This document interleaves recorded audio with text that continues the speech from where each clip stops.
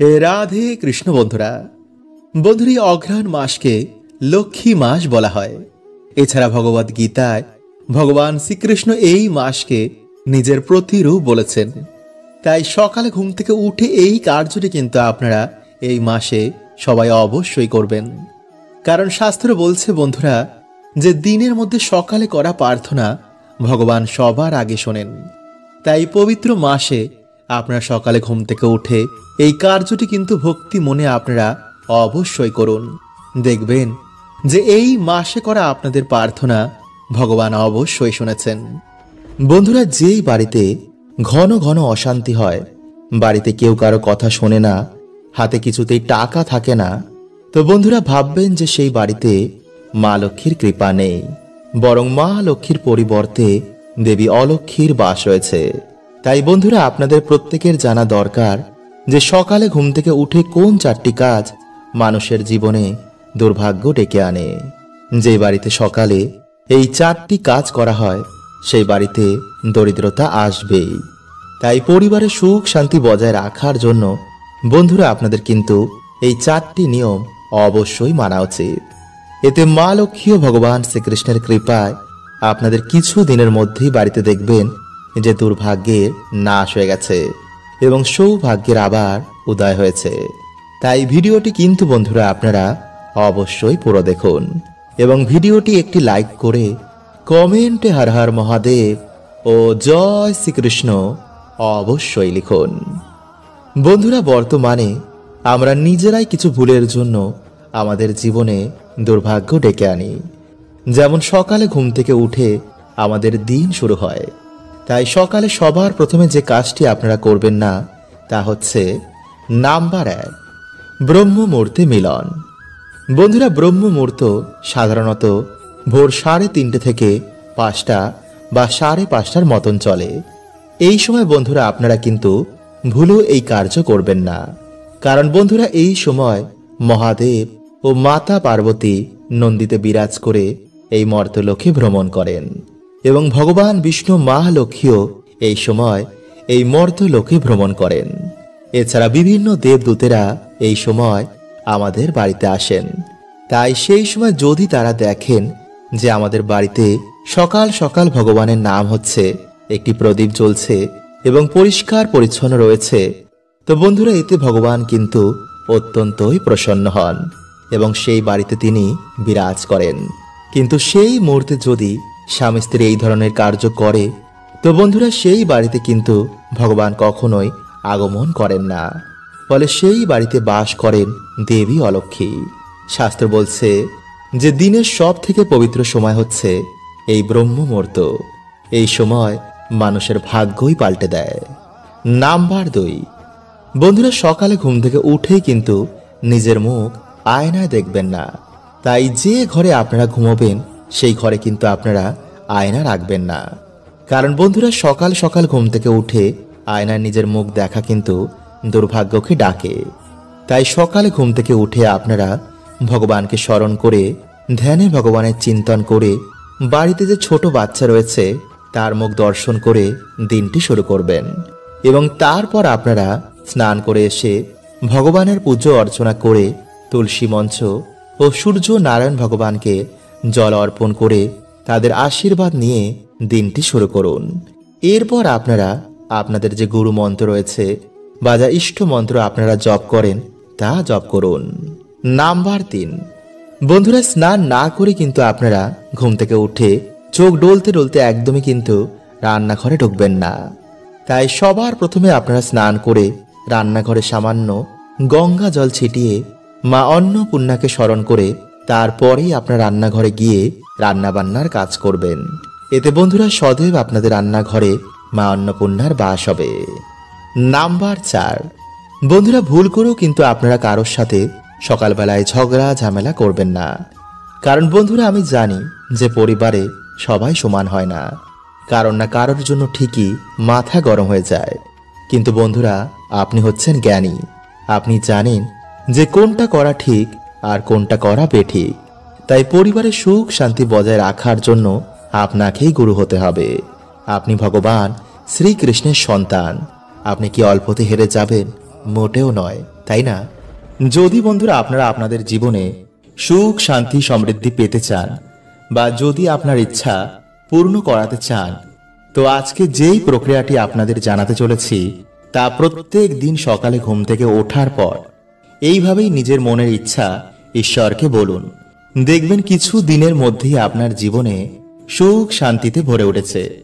আমাদের হিন্দু শাস্ত্র মতে প্রত্যেক দিন যদি কোনো ব্যক্তি এই প্রক্রিয়াটি করতে পারে তো অবশ্যই তার জীবনে সুখ শান্তিতে ভরে ওঠে, মানসিক চিন্তা দূর হয়, মনে আসে এক অপার আনন্দ।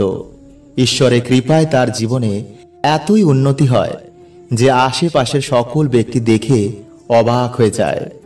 তাই যদি বন্ধুরা আপনারা কয়েকদিন নিষ্ঠাভাবে এই প্রক্রিয়াটি করতে পারেন তবে অবশ্যই বন্ধুরা আপনারা কিছু দিনের মধ্যেই এর প্রভাব লক্ষ্য করবেন। তাই বন্ধুরা এই ভিডিওতে আমরা জানব যে সকালবেলা ঘুম থেকে উঠে আপনারা কি করবেন। তার আগে বন্ধুরা ভিডিওটি একটি লাইক করে কমেন্টে হর হর মহাদেব ও জয় শ্রীকৃষ্ণ অবশ্যই লিখুন।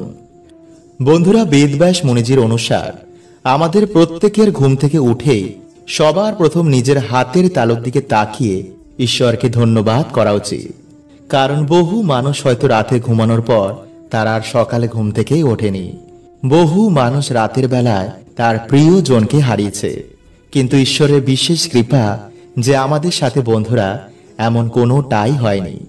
তাই এর জন্য আমাদের সকালবেলা ঘুম থেকে উঠেই হাতের তালুর দিকে তাকিয়ে পরমাত্মাকে ধন্যবাদ দেওয়া উচিত। কারণ বন্ধুরা আমাদের এই হাতের তালুতে সমস্ত দেব দেবীর বাস হয়। তাই নিজের হাতের তালুর দর্শন করে মনের ইচ্ছা বললে সমস্ত দেব দেবীর আশীর্বাদ একসাথেই প্রাপ্ত হয়। সকালে উঠেই নিজের হাতের তালু দেখা অত্যন্তই শুভ বলে মানা হয়। কারণ হাতের তালুর অগ্রভাগে রয়েছে মা লক্ষ্মী, হাতের তালুর মাঝখানে বিরাজ করেন মা সরস্বতী, আর তালুর ঠিক নিচে বিরাজ করেন স্বয়ং ভগবান শ্রীকৃষ্ণ। তাই এর জন্যই আমাদের শাস্ত্রে ঘুম থেকে উঠেই হাতের তালু দর্শন করতে বারবার বলা হয়েছে। কারণ বন্ধুরা আমি আগেই আপনাদের একটি ভিডিওতে বলেছি যে জন্মের সাথেই আমাদের ওপর তিনটি ঋণ চেপে যায়, আর তা হলো পিতৃঋণ, দেবতাদের ঋণ আর এই প্রকৃতির ঋণ। তাই যতদিন না বন্ধুরা আমাদের এই ঋণ চুক্ত হবে ততদিনই আমাদের জীবনে নানা রকম সমস্যা লেগেই থাকবে। তাই এর জন্যই বন্ধুরা আমাদের সকালে ঘুম থেকে উঠেই এইভাবে নিজের মনের বাসনা সমস্যা যদি ঈশ্বরকে আমরা বলি, তারপর ধন্যবাদ দিই, তো জীবনের সমস্যা বাধা বিপত্তি সব কিছু থেকে ঈশ্বর আমাদের মুক্ত করে দেবেন। তাই এর জন্য আমাদের যা করতে হবে, সকালে ঘুম থেকে উঠেই নিজের হাতের তালুর দিকে তাকিয়ে এই মন্ত্র 3 বার পাঠ করবেন। আর সেই মন্ত্রটি হলো ওম পরমাত্মনে নমঃ, ওম পরমাত্মনে নমঃ, ওম পরমাত্মনে নমঃ। এইভাবে মন্ত্রটি পাঠ করার পর নিজের মনস্কামনা ঈশ্বরকে বলবেন। তারপর ঈশ্বরকে ধন্যবাদ দিয়ে বিছানা থেকে মাটিতে পা দেওয়ার আগে ভূমাতাকে প্রণাম করবেন। তারপর মাতাকে ধন্যবাদ দিয়ে আপনারা আপনাদের ইষ্টের মানে ঈশ্বরের দর্শন করবেন। তারপর মা বাবাকে প্রণাম করে সূর্য নারায়ণ দেবকে প্রণাম করে আপনারা বলবেন যে আজকের আমার এই দিনটি খুবই খুবই ভালো কাটবে। বন্ধুরা জ্যোতিষ শাস্ত্র এবং বাস্তু শাস্ত্রে ময়ূরের পালকের এক বিশেষ মাহাত্ম্য বলা হয়েছে। বাস্তু শাস্ত্রের অনুসার ময়ূরের পালক বাড়িতে সুখ শান্তি সমৃদ্ধি আমাদের প্রদান করেন। শাস্ত্রে এটিকে এমন এক যন্ত্র বলা হয়েছে যা ধনকে আকর্ষণ করে। তাই যদি বন্ধুরা আপনারা বাড়িতে ঠিক এই জায়গায় এবং এই দিকে একটি ময়ূরের পালক রাখতে পারেন তো বন্ধুরা বাড়ির আর্থিক উন্নতি অনেক গুণ বেড়ে যাবে। তাই এর জন্য বন্ধুরা আপনাদের মাত্র 3টি ময়ূরের পালক লাগবে এবং কিছু বাস্তু নিয়ম যা আপনাদের আজকের এই ভিডিওতে আমি জানিয়ে দেব। তাই বন্ধুরা ভিডিওটি একটি লাইক করে কমেন্টে হর হর মহাদেব ও জয় শ্রীকৃষ্ণ অবশ্যই লিখুন। বন্ধুরা আমাদের হিন্দু শাস্ত্রে এই ময়ূরের পালকের এক বিশেষ মাহাত্ম্য রয়েছে। জ্যোতিষ শাস্ত্র অনুসার যে স্থানে ময়ূরের পালক থাকে সেখানে কখনো গ্রহের খারাপ প্রভাব পড়ে না। পুরাণেও ময়ূরের পালক নিয়ে বিভিন্ন উপায়ের কথা বলা হয়েছে। আয়ুর্বেদেও ময়ূরের পালক নিয়ে এটি বলা হয়েছে যে কিভাবে ময়ূরের পালক বাড়ি থেকে রোগ ব্যাধি দূর করে। সাথে ভগবান শ্রীকৃষ্ণ এই ময়ূরের পালকের অনেক প্রশংসা করেছেন এবং তিনি তা নিজের মুকুটে সর্বদাই ধারণ করেন। ময়ূরের পালক ছাড়া তিনি কখনো কোথাও যান না।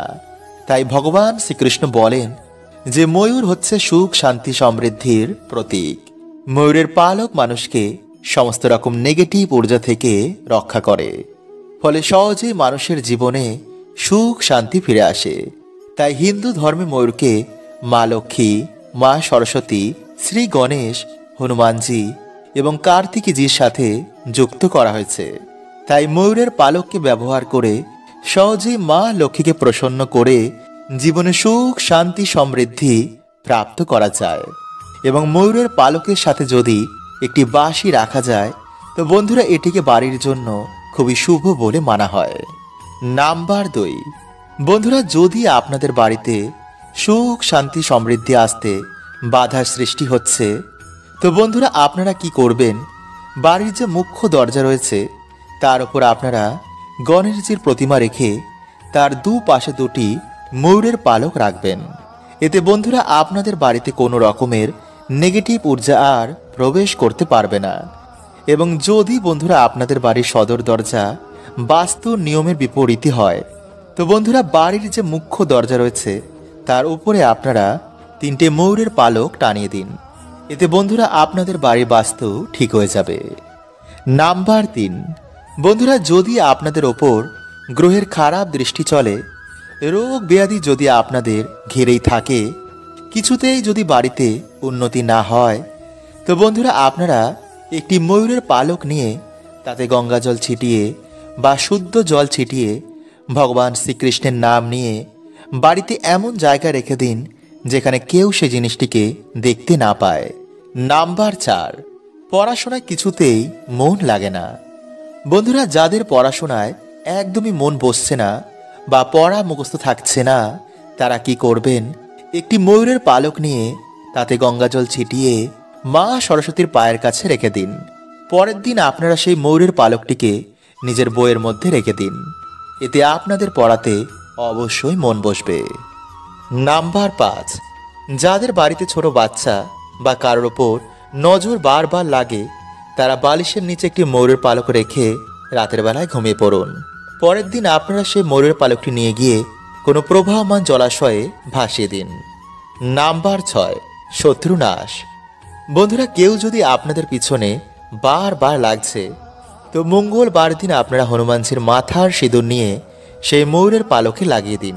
সকালে স্নান করেই সেই শত্রুর নাম নিয়ে আপনারা কোনো জলাশয়ে ভাসিয়ে দিন। নাম্বার 7, বন্ধুরা যদি আপনাদের কোনো মনোবাসনা এখনো বাকি রয়েছে বা আপনাদের আর্থিক উন্নতি চাই তো স্নান করে সে ভগবান রাধা কৃষ্ণের মন্দিরে গিয়ে বা বাড়িতেই ভগবান শ্রীকৃষ্ণের মাথায় ময়ূরের পালকটি বেঁধে দিন এবং নিজের মনের যা ইচ্ছা রয়েছে তা ভগবানকে বলুন। দেখবেন কিছু দিনের মধ্যে আপনাদের বাড়িতে সুখ শান্তিতে ভরে গেছে। বন্ধুরা আপনারা সকলেই ডুমুর গাছ দেখেছেন তাই না? কিন্তু বন্ধুরা আমরা বেশিরভাগ মানুষ এটা জানি না যে এই গাছের মধ্যে ভগবান বিষ্ণুর বাস হয়। আসলে বন্ধুরা একটি পৌরাণিক কথার অনুসার যখন ভগবান বিষ্ণু নরসিংহ অবতার নিয়েছিলেন এবং তার লীলা যখন সমাপ্ত হয়ে যায় তারপর বন্ধুরা তার নখ ডুমুর গাছের নিচে রেখে দেওয়া হয়। এরপর যখন ভগবান বিষ্ণু সেই নখ নিতে আসেন তখন দেখেন যে সেই নখের জন্য ডুমুর গাছের গায়ে কাটা কাটা দাগ হয়ে গেছে। তখন ডুমুর গাছ বলেন, হে প্রভু, আপনি আমার সাথে এমন কেন করলেন? তখন ভগবান বলেন, ডুমুর, এই ক্ষতিপূরণের জন্য আমি সর্বদাই তোমার কাছে নিবাস করব এবং যে শ্রদ্ধা মনে গাছের পুজো অর্চনা করবে তাদের সকল মনোবাসনাও পূর্ণ হয়ে যাবে। তাই বন্ধুরা অগ্নি পুরাণে অনুসার কিছু কিছু গাছের মধ্যে কোনো না কোনো দেবদেবীর আশীর্বাদ রয়েছে, যেমন ধুতরা, নীলকণ্ঠ এবং আকন্দ। বন্ধুরা এই সব গাছের মধ্যে ভগবান শিবের আশীর্বাদ রয়েছে। ঠিক তেমনি তুলসী, ডুমুর এবং কলা গাছ। বন্ধুরা এই সমস্ত গাছের মধ্যে ভগবান বিষ্ণুর বাস। এছাড়া বন্ধুরা কিছু কিছু গাছে আবার নেগেটিভ এনার্জির বাস হয়। তাই এর জন্য বন্ধুরা বলা হয় যে কখনো কোনো গাছের গোড়ায় প্রস্রাব করতে নেই। এতে বন্ধুরা না জেনেই আমরা বাড়িতে দুর্গতি ডেকে আনি। তাই যদি বন্ধুরা আপনারা চ্যানেলে নতুন হন তো চ্যানেলটি সাবস্ক্রাইব করে পাশের বেল আইকনটিকে অল করে রাখবেন।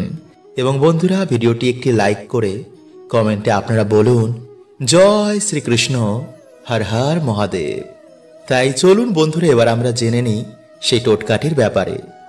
বন্ধুরা আপনারা দিনের বেলায় একটি ঘটিতে কিছুটা গঙ্গা জল নেবেন এবং একটি ধূপ নেবেন। এরপর বন্ধুরা আপনারা সেই গঙ্গা জল ডুমুর গাছের গোড়ায় ঢেলে দেবেন। এরপর আপনারা এই মন্ত্রটি 3 বার বলবেন।